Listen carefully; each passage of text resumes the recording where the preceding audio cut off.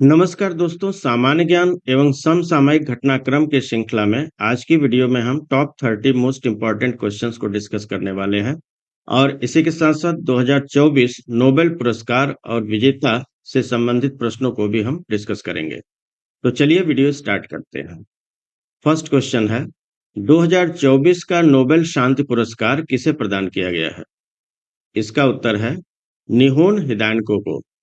निहोन हिदानको परमाणु बम से बचे लोगों का एक जापानी संगठन है। परमाणु हथियारों से मुक्त विश्व की दिशा में उनके प्रयासों के लिए 2024 का नोबेल शांति पुरस्कार प्रदान किया गया। नेक्स्ट क्वेश्चन है, भौतिकी का 2024 का नोबेल पुरस्कार किसे प्रदान किया गया है? इसका उत्तर है जॉन जे हॉपफील्ड और जेफरी हिंटन को। कृत्रिम तंत्रिका नेटवर्क के साथ मशीन लर्निंग में उनकी आधारभूत खोजों और आविष्कारों के लिए भौतिकी का 2024 का नोबेल पुरस्कार प्रदान किया गया। नेक्स्ट क्वेश्चन है, रसायन विज्ञान का 2024 का नोबेल पुरस्कार किसे प्रदान किया गया है? ऑप्शंस हैं David Baker, Demis Hassabis, John M Jumper, उपर्युक्त सभी। यहाँ पर सही ऑप्शन होगा उपर्युक्त सभी। डेविड बेकर को कंप्यूटेशनल प्रोटीन डिजाइन के लिए और डेमिस हस्बिस और जॉन एम जम्पर को संयुक्त रूप से प्रोटीन स्ट्रक्चर प्रेडिक्शन अर्थात प्रोटीन संरचना भविष्यवाणी के लिए रसायन विज्ञान का 2024 का नोबेल पुरस्कार प्रदान किया गया। नेक्स्ट क्वेश्चन है, 2024 का फिजियोलॉजी या मेडिसिन का नोबेल पुरस्कार किसे प्रदान किया गया है? इसका उत्तर है विक्टर एम्ब्रोस और गैरी रोकुन को। माइक्रो आरएनए की खोज और जीन विनियमन में इसकी भूमिका के लिए विक्टर एम्ब्रोस और गैरी रोकुन को 2024 का फिजियोलॉजी या मेडिसिन का नोबेल पुरस्कार प्रदान किया गया। नेक्स्ट क्वेश्चन है, 2024 का साहित्य का नोबेल पुरस्कार किसे प्रदान किया गया? इसका उत्तर है हान कांग को। 2024 का साहित्य का नोबेल पुरस्कार हान कांग को दिया गया है। यह पुरस्कार उनके गहन काव्यात्मक गद्य के लिए प्रदान किया गया है, जो ऐतिहासिक आघातों का सामना करता है और मानव जीवन की नाजुकता को उजागर करता है। अगला प्रश्न है, सब जूनियर अंडर 15 राष्ट्रीय मुक्केबाजी चैंपियनशिप 2025 का आयोजन कहाँ किया गया?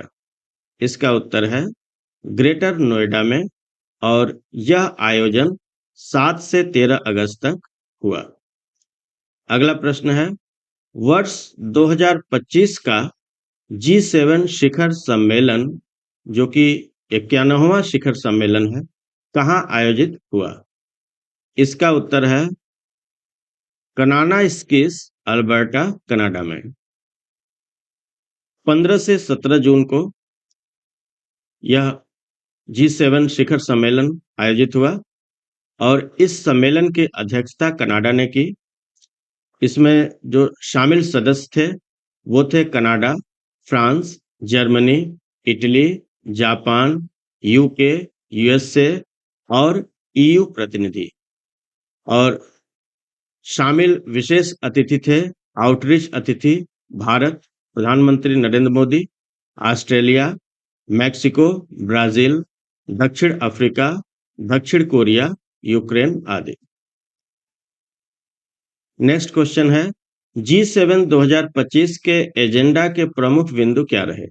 ऑप्शंस हैं वैश्विक आर्थिक स्थिरता और वृद्धि, ऊर्जा सुरक्षा और डिजिटल संक्रमण, शांति और सुरक्षा, उपर्युक्त सभी।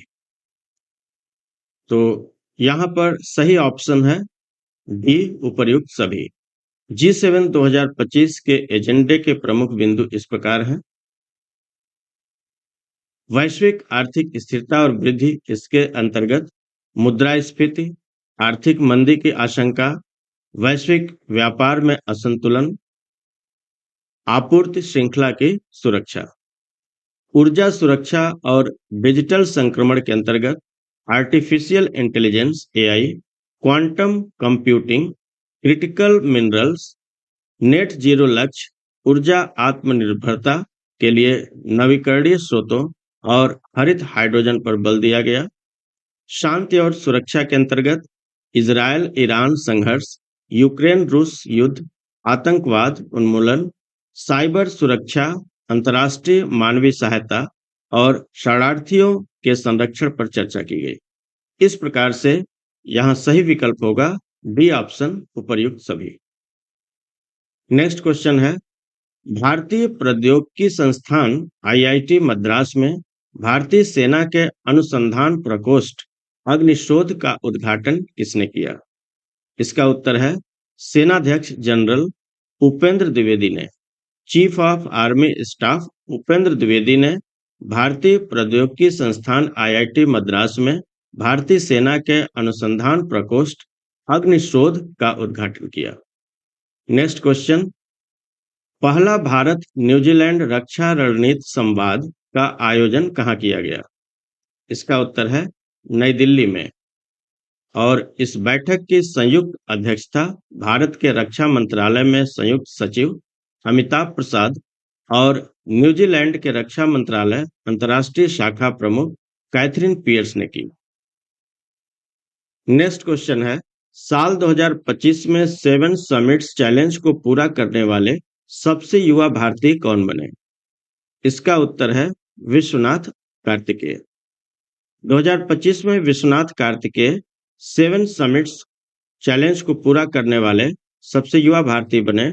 उन्होंने दुनिया की 7 महाद्वीपों की सबसे ऊंची चोटियों, जिसमें एशिया में माउंट एवरेस्ट, अफ्रीका में किलिमंजारो, यूरोप में माउंट एल्ब्रस, उत्तरी अमेरिका में डेनाली, दक्षिण अमेरिका में अंकोकागुआ, अंटार्कटिका में माउंट विंसन और ऑस्ट्रेलिया में माउंट कोसियसजको पर चढ़ाई की।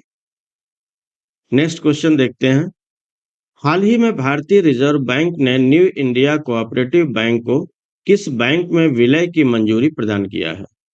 इसका उत्तर है सारस्वत बैंक में। सारस्वत बैंक देश का सबसे बड़ा अर्बन कोऑपरेटिव बैंक है और भारतीय रिजर्व बैंक ने न्यू इंडिया कोऑपरेटिव बैंक को सारस्वत बैंक में विलय की मंजूरी प्रदान किया है। नेक्स्ट क्वेश्चन, भारत का पहला make in India green hydrogen plant कहाँ शुरू किया गया है? इसका उत्तर है गुजरात के कांडला बंदरगाह पर और इसकी जो क्षमता है वो 1 मेगावाट की है। नेक्स्ट क्वेश्चन, देश का पहला औपचारिक सबैटिकल लीव स्कीम योजना की शुरुआत किस राज्य के द्वारा किया गया है? तो देश का पहला औपचारिक सबैटिकल लीव स्कीम योजना की शुरुआत सिक्किम राज्य के द्वारा किया गया है। इसका उत्तर है सिक्किम।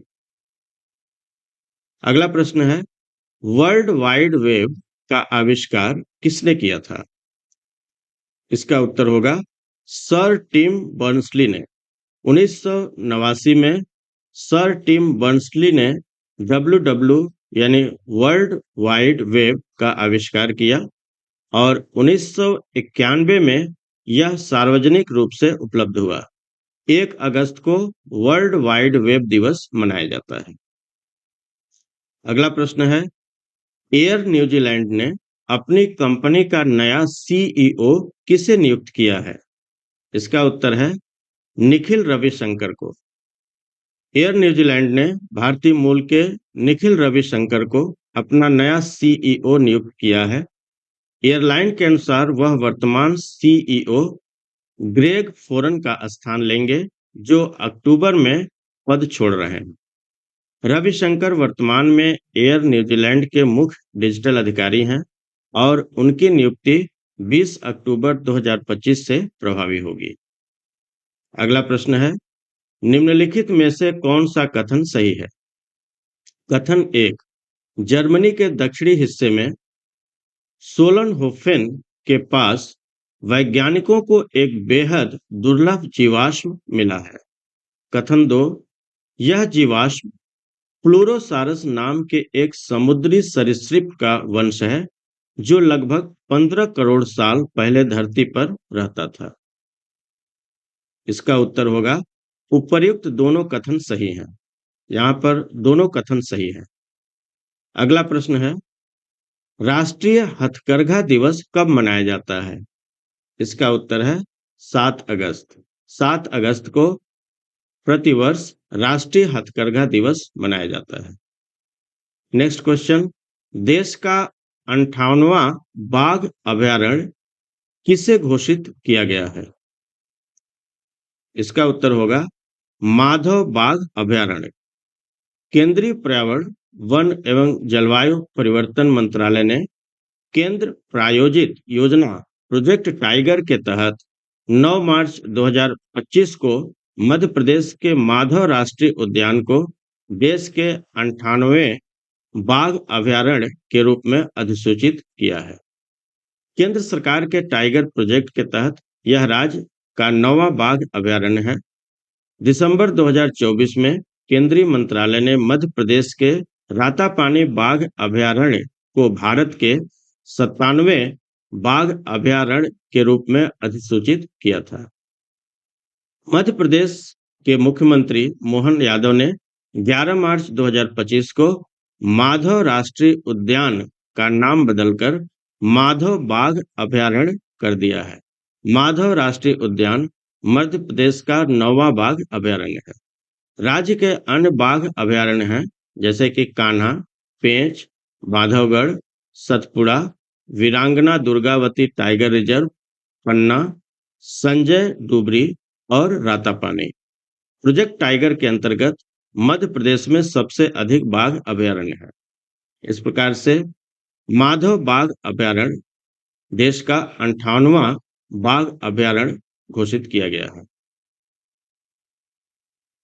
नेक्स्ट क्वेश्चन है, अमेरिकी संघीय जांच ब्यूरो FBI का 9वां निदेशक किसे नियुक्त किया गया है? इसका उत्तर होगा काश पटेल को। फरवरी 2025 में पहले भारतीय मूल के काश पटेल, जिनका पूरा नाम कश्यप प्रमोद विनोद पटेल है, को फेडरल ब्यूरो ऑफ इन्वेस्टिगेशन अमेरिकी संघीय जांच ब्यूरो FBI के 9वें निदेशक के रूप में नियुक्त किया गया है। उन्होंने 21 फरवरी को पद की शपथ ली। उनका जन्म 25 फरवरी 1980 को न्यूयॉर्क में हुआ था। श्री पटेल ने 2002 में रिचमंड विश्वविद्यालय से आपराधिक न्याय और इतिहास में स्नातक की उपाधि प्राप्त की। उन्होंने डोनाल्ड ट्रंप की पहली अध्यक्षता के दौरान राष्ट्रीय सुरक्षा परिषद के अधिकारी, कार्यवाहक, अमेरिकी रक्षा सचिव के चीफ ऑफ स्टाफ और राष्ट्रीय खुफिया निदेशक के वरिष्ठ सलाहकार के रूप में कार्य किया। नेक्स्ट क्वेश्चन है, भारतीय हाई स्कूल छात्र टीम द्वारा निर्मित और नासा द्वारा प्रक्षेपण किए गए पहले छात्र उपग्रह का नाम क्या है?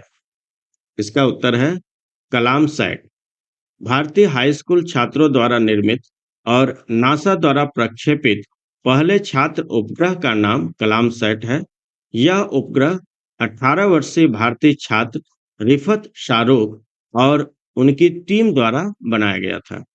इस उपग्रह का नाम भारत के पूर्व राष्ट्रपति और वैज्ञानिक डॉक्टर APJ अब्दुल कलाम के नाम पर रखा गया है। यह दुनिया का सबसे हल्का उपग्रह है जिसका वजन केवल 64 ग्राम है। आइए नेक्स्ट क्वेश्चन देखते हैं। भारतीय राष्ट्रीय कांग्रेस के किस अधिवेशन में महात्मा गांधी को सिर्फ एक बार भारतीय राष्ट्रीय कांग्रेस का अध्यक्ष चुना गया था?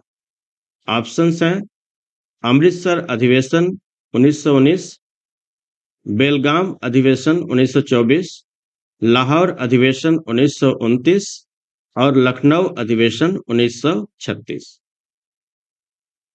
तो यहाँ पर अमृतसर अधिवेशन की अध्यक्षता मोतीलाल नेहरू ने किया था। बेलगाम अधिवेशन 1924 की अध्यक्षता महात्मा गांधी ने किया था। लाहौर अधिवेशन 1929 की अध्यक्षता जवाहरलाल नेहरू ने किया।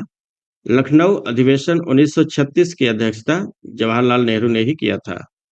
तो इस प्रकार से सही उत्तर होगा बेलगाम अधिवेशन 1924। बेलगाम अधिवेशन 1924 भारतीय राष्ट्रीय कांग्रेस का 39वां अधिवेशन था जो महात्मा गांधी की अध्यक्षता वाला एकमात्र अधिवेशन था। यहीं पर कताई को गतिविधि का मुख्य आधार बनाया गया था और गांधी जी ने अहिंसक असहयोग को राजनीतिक स्वतंत्रता प्राप्त करने के साधन के रूप में घोषित किया था। आइए अगला प्रश्न देखते हैं। वन सर्वेक्षण रिपोर्ट 2021 के अनुसार क्षेत्रफल की दृष्टि से देश का सबसे बड़ा वन क्षेत्र किस राज्य में है? इसका उत्तर है मध्य प्रदेश। क्षेत्रफल के हिसाब से मध्य प्रदेश में देश का सबसे बड़ा वन क्षेत्र है। इसके बाद अरुणाचल प्रदेश, छत्तीसगढ़, उड़ीसा और महाराष्ट्र शामिल है। कुल भौगोलिक क्षेत्र के प्रतिशत के रूप में वन आवरण के मामले में शीर्ष 5 राज्य मिजोरम 84.53%, अरुणाचल प्रदेश 79.33%, मेघालय 76.0%, मणिपुर 74.34% और नागालैंड 73.90% हैं। अगला प्रश्न है, प्रिंसेस कैंडी के नाम से विख्यात भुवनेश्वरी कुमारी का संबंध किस खेल से है? इसका उत्तर है स्क्वैश से। भुवनेश्वरी कुमारी, जिन्हें प्रिंसेस कैंडी के नाम से भी जाना जाता है, एक पूर्व महिला स्क्वैश चैंपियन है। उनका जन्म 1960 में अलवर के एक शाही परिवार में हुआ था। उन्होंने 16 साल की उम्र में स्क्वैश खेलना शुरू कर दिया था। वह 1977 से 1992 तक लगातार 16 वर्षों तक राष्ट्रीय महिला स्क्वैश चैंपियन रही। अगला प्रश्न है, एशियन अंडर 19 मुक्केबाजी चैंपियनशिप 2025 का आयोजन कहाँ किया गया? इसका उत्तर है थाईलैंड की राजधानी बैंकॉक में। इस चैंपियनशिप में भारत की निशा 54 किलोग्राम वर्ग में चीन की सिरुई यंग को 4-1 से हराकर स्वर्ण पदक जीता तथा 57 किलोग्राम वर्ग कैटेगरी में मुस्कान ने कजाकिस्तान की अयाज खान एरमेक को 3-2 से पराजित कर स्वर्ण पदक जीता। इसमें भारत को 3 स्वर्ण, 7 रजत और 4 कांस्य सहित कुल 14 पदक प्राप्त हुए। चलिए नेक्स्ट क्वेश्चन देखते हैं। विश्व एथलेटिक्स कांस्य स्तरीय कॉन्टिनेंटल टूर एक दिवसीय प्रतियोगिता 2025 का आयोजन कहाँ किया गया? इसका उत्तर होगा उड़ीसा के भुवनेश्वर स्थित कलिंगा स्टेडियम में। इस एक दिवसीय प्रतियोगिता में 17 देशों के 160 एथलीटों ने भाग लिया, जिसमें भारत के 93 खिलाड़ी शामिल थे। चलिए अगला प्रश्न देखते हैं।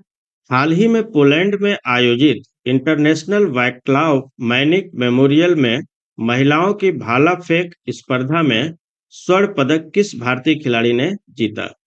ऑप्शंस हैं लियाना डेविडसन, एदा तुगसुस, अन्नू रानी, इनमें से कोई नहीं। तो यहाँ पर सही ऑप्शन होगा सी, अन्नू रानी, जो एशियाई खेलों की मौजूदा चैंपियन हैं। और लियाना डेविडसन जो ऑस्ट्रेलिया के हैं, इन्होंने कांस्य पदक जीता था। एदा तुगसुस जो तुर्की की हैं, इन्होंने रजत पदक जीता। और अन्नू रानी भारत की स्वर्ण पदक जीती। चलिए नेक्स्ट क्वेश्चन देखते हैं। 12 अगस्त 2025 को मनाए गए विश्व हाथी दिवस की थीम क्या है? इसका उत्तर है हाथियों की मदद के लिए दुनिया को एकजुट करना। अगला प्रश्न है, अंतर्राष्ट्रीय युवा दिवस कब मनाया जाता है? इसका उत्तर है 12 अगस्त को। अंतर्राष्ट्रीय युवा दिवस 2025 की थीम है प्रौद्योगिकी और साझेदारी के माध्यम से बहुपक्षीय सहयोग को आगे बढ़ाते युवा। अगला प्रश्न है, निम्नलिखित कथनों में से कौन सा कथन सही है? कथन 1, भारत में महिलाओं की भागीदारी और सशक्तिकरण को बढ़ाने के लिए सिक्किम के मुख्यमंत्री प्रेम सिंह तमांग ने पहले अम्मा सम्मेलन दिवस के अवसर पर नारी अदालत की शुरुआत की है। कथन 2, नारी अदालत का मुख्य उद्देश्य महिलाओं को स्थानीय विवादों को सुलझाने का अधिकार और जिम्मेदारी देना है।